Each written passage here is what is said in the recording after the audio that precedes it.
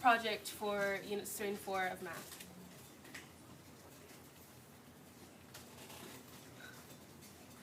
The first standard, know the formulas for the volume of cones, cylinders, and spheres, and use them to solve real-world and mathematical problems. And these are the formulas for volumes of cones, spheres, and cylinders.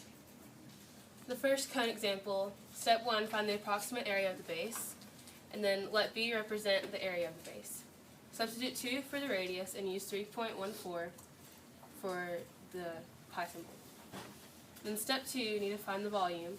Substitute 12.56 for B and 6 for the height.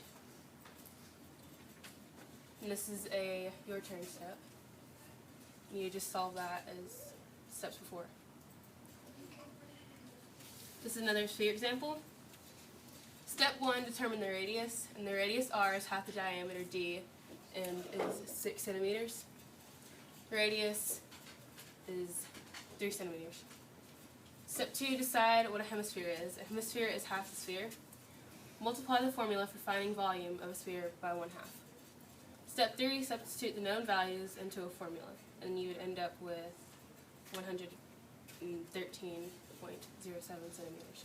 Centimeters. Cubed. What? Yeah. We go to the next one.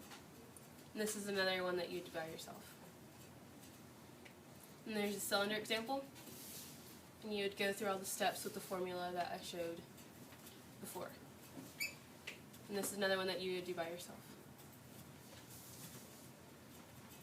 Next standard. Understand that a function is a rule that assigns to each input exactly one output. The graph of a function is a set of ordered pairs consisting of an input and the corresponding output. This is domain and range.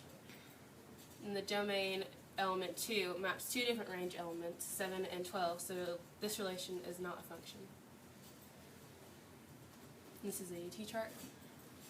This is not a function. There is an x value that corresponds to more than one y value. And this is be mapping the points. Right here, I use the vertical line test, and it's not a function. And these are just corresponding, and it's not a function because there's x value is more than one y value. Is this a set of ordered pairs in a function? Is a set of ordered pairs a function? Yes. No. Yes. Okay. And the next standard, explain a proof of the Pythagorean theorem and its converse.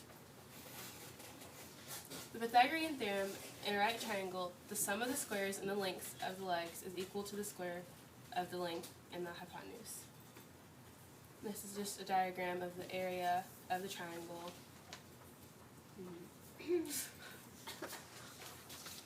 And that's my project.